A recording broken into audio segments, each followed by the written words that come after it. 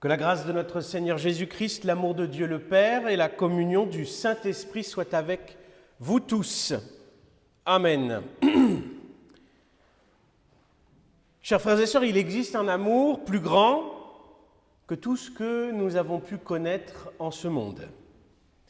Un amour qui dépasse ce que les humains peuvent partager entre eux. Mari et épouse, parents et enfants, n'arrivent pas à s'aimer comme cet amour le propose. Les hommes en sont incapables et pourtant, ils le connaissent, ils le côtoient et ils l'ont vu parmi eux plein de grâce et de majesté.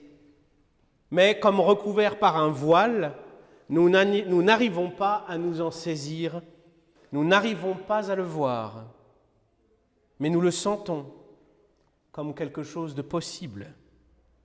Certains y consacrent leur vie, beaucoup échouent à le trouver. C'est de cet amour plus grand que tous les autres que je vais vous parler ce matin en commentant Jean 17, versets 20 à 26.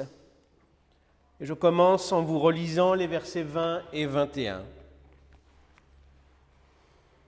Ce n'est pas seulement pour ceux-ci que je demande, mais encore pour ceux qui, par leurs paroles, mettront leur foi en moi, afin que tous soient un, comme toi, Père, tu es en moi et moi en toi.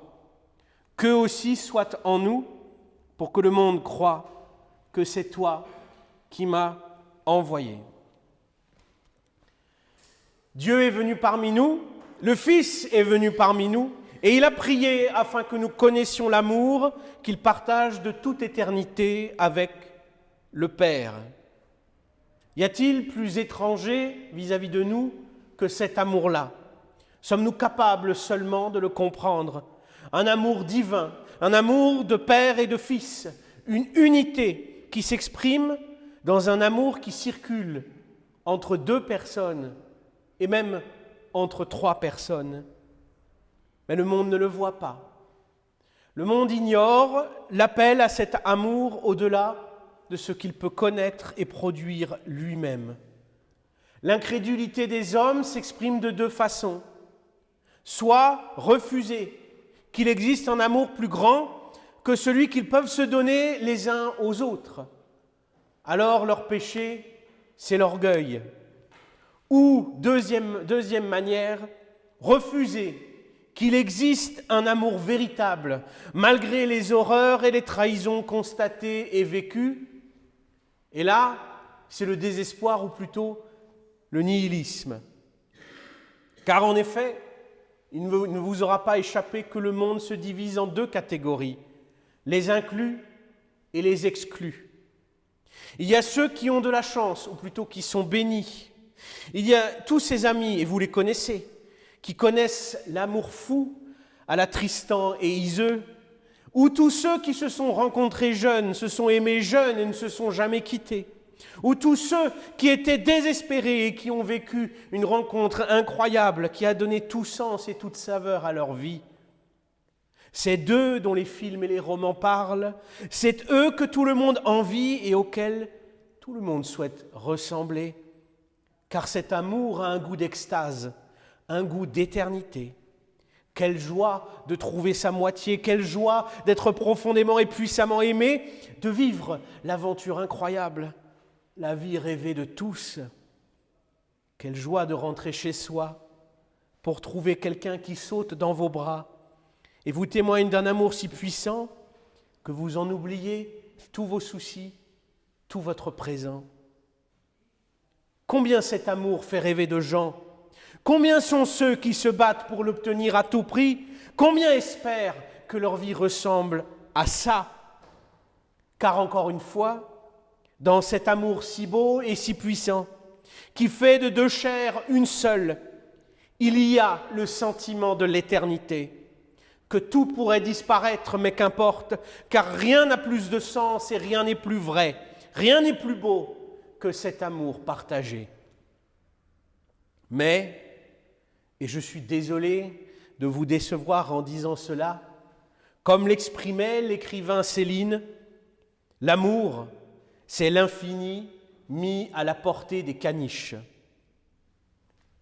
En bon athée qu'il était, il ne connaissait qu'un amour, et c'est de cet amour qu'il parlait, de cet amour fou entre deux êtres qui dépasse toutes les limites du raisonnable et donne, il est vrai, le goût de l'infini, nous montre l'immensité, alors que nous ne sommes que des caniches, des tout-petits, si petits que nous ne comprenons pas, en fait, ce qu'il se passe vraiment.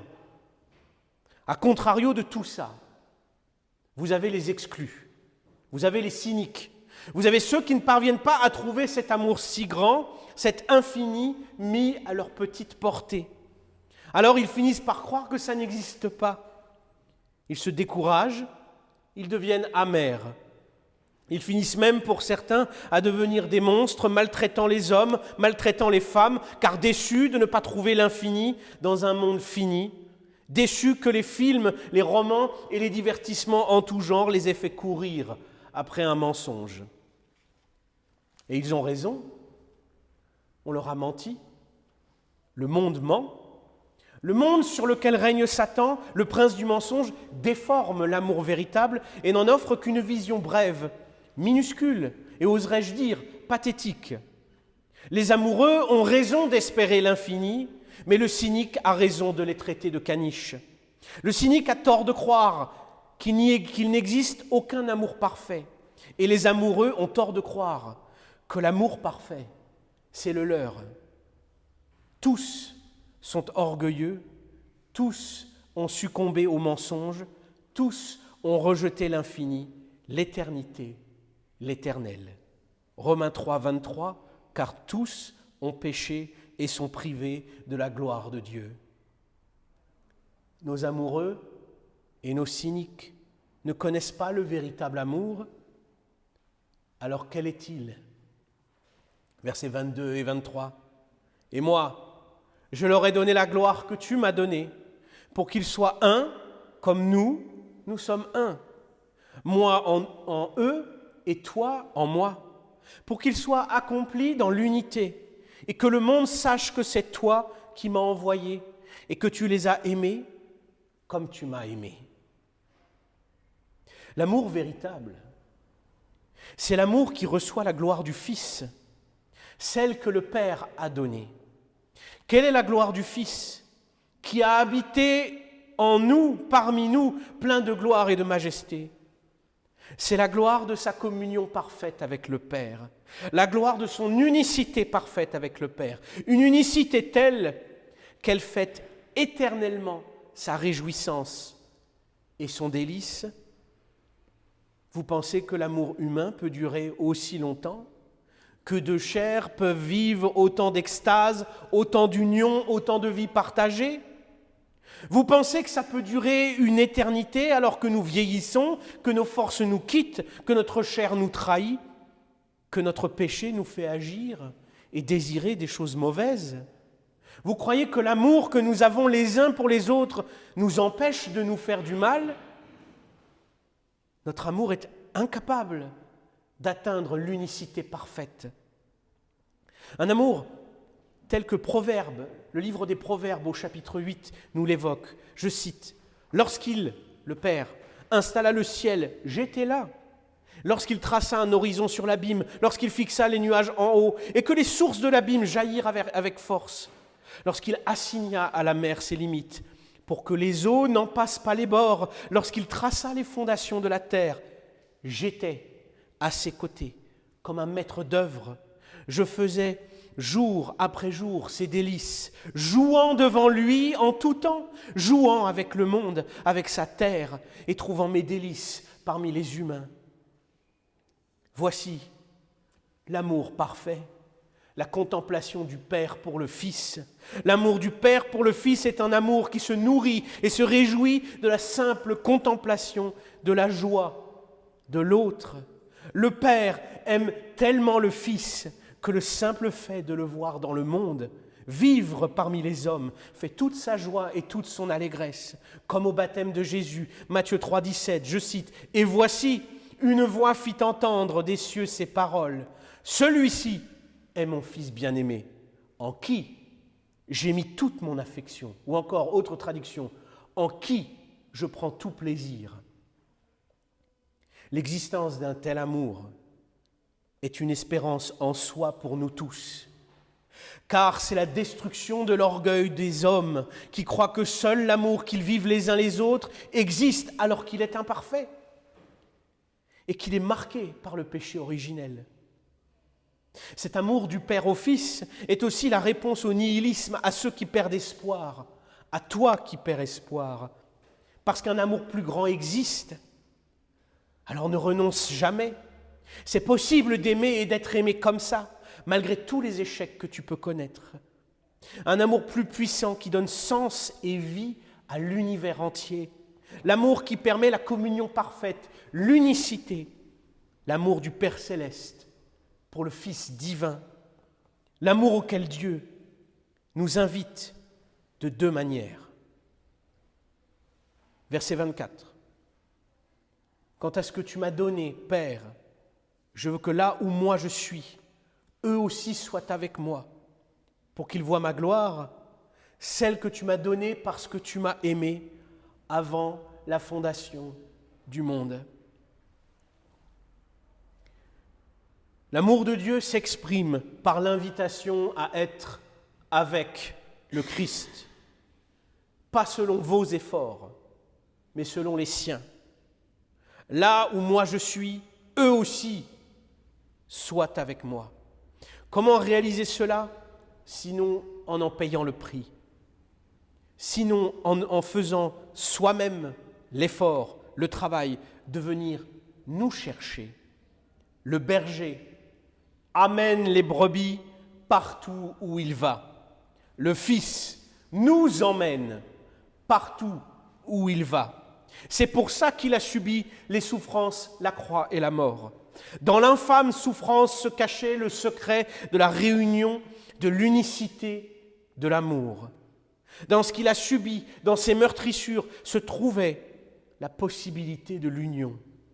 Le Fils a obtenu la gloire par sa communion parfaite avec le Père, par son obéissance parfaite au Père. Lui qui a été sans péché et sans tache, qui a été l'agneau immolé et donné pour vous sauver. Lui qui a observé parfaitement la loi et qui a porté tous vos péchés à votre place.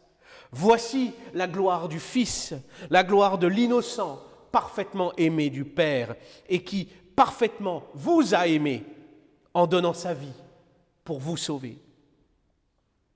Voici le prix qu'il a payé pour que partout où il sera, vous aussi vous soyez. La vie n'est donc plus solitude ou quête sans fin. La vie est présence du Christ partout où vous êtes. Car partout où vous allez, le Christ vous précède. Partout où vous allez, vous servez Jésus maintenant. Partout où vous allez, Dieu est avec vous. Vous êtes unis à Dieu. Vous tous qui croyez, vous tous qui l'aimez, vous tous qui le servez. Voici la grâce que le Fils vous a obtenue. Plus jamais de solitude, plus jamais la froideur du vide et du désespoir et du désamour. Mais toujours vous aurez sa présence, toujours vous serez avec lui, toujours vous travaillerez avec lui. Le Fils a fait de vous un membre de son royaume, un serviteur pour préparer le monde à sa venue, à son retour, pour aplanir ses sentiers. Alors oui, partout où vous irez, il sera là. Même si le monde dit que ce n'est pas vrai, témoigne contre, même s'il y a des obstacles, partout où vous irez, Jésus vous accompagnera. Et il vous donnera la paix et les forces d'accomplir la mission à laquelle il vous a appelé. C'est ça l'amour parfait, l'union de l'humain au Christ, de l'homme au Fils de l'homme et de Dieu. Un amour de présence perpétuelle, l'un avec l'autre, de communion perpétuelle, de paix perpétuelle, de don de force et d'affection perpétuelle. Versets 25 et 26. Père juste, le monde ne t'a jamais connu, mais moi je t'ai connu, et eux ils ont su que tu m'as envoyé. Je leur ai fait connaître ton nom, et je le leur ferai connaître, pour que l'amour dont tu m'as aimé soit en eux, comme moi en eux. Et c'est aussi ici une grâce qui vous est donnée, la grâce de l'intégration à la famille divine. Car qui voit le Fils voit le Père. Qui sert le Fils sert le Père. Et le Père veut vous intégrer à cet amour vertueux, à cette contemplation perpétuelle, pleine de joie, d'aventures heureuses, de poésie et de beauté qui existe entre le Père, le Fils et le Saint-Esprit. Voyez-vous maintenant cet amour éternel auquel vous êtes appelés, toujours en présence du Fils, toujours aimé du Père, et toujours dans le même Esprit Saint, car sanctifié par Dieu, un esprit familial, un esprit d'union, d'unicité avec Dieu. Voici la réconciliation promise. Voici le Dieu dont vous connaissez le nom. Voici le Dieu qui vous aime tant que lui aussi, en vous contemplant, il prend tout plaisir en vous. Et pour l'éternité, il vous regardera parmi les autres hommes, parmi tous les mondes que contiennent l'éternité et le cosmos. Pour toujours, Dieu se réjouira en vous, car il vous aime tellement, car il vous a tant aimé, qu'il a donné sa vie pour vous. De quoi doutes-tu encore, toi, l'âme désespérée? L'amour parfait existe. Et de quoi te défies-tu encore, toi, l'amant orgueilleux? Un amour plus grand que ce que tu n'as jamais expérimenté existe aussi. Cet amour, c'est Jésus-Christ qui te l'a amené par son sacrifice, par sa vie parmi nous. Cet amour, c'est ce dont les Écritures témoignent. Cet amour, c'est l'origine et la destination de ta vie, c'est son sens le plus profond. Ne cherche plus cet amour. Ne t'illusionne pas non plus de l'avoir trouvé parmi les hommes. Voici le Fils de l'homme, voici le Seigneur, voici le Dieu vivant. Voici l'amour que tu cherches, l'union que tu cherches. Voici la parole qu'il annonce. Elle est là. Voici la parole qui l'explique. Il le transmet cet amour à ton cœur par l'action de l'Esprit. Voici le baptême qui te fait renaître, te ressuscite spirituellement pour que tu puisses enfin avoir la foi, croire et te saisir des promesses d'amour du Père, du Fils et du Saint-Esprit. Voici la communion à son corps et à son sang, offerte pour te régénérer, vaincre le péché en toi et augmenter ta foi, pour que tu puisses te saisir de cet immense amour qui a vaincu la mort pour toi à ta place, pour que tu puisses te réjouir en Dieu comme il se réjouit en toi déjà. Dieu est prêt à tout te donner pour pouvoir te sauver. Dieu fait tout pour que tu vois enfin qu'il t'aime. Alors n'aie crainte, marche seulement, et le Saint-Esprit tendra les mains de ton cœur pour que tu reçoives cet amour, afin que tu puisses enfin pleinement t'en réjouir. Et ainsi, tu obtiendras la paix promise. Que la paix de Dieu, qui surpasse toute intelligence, garde vos cœurs et vos esprits en Jésus-Christ pour la vie éternelle. Amen.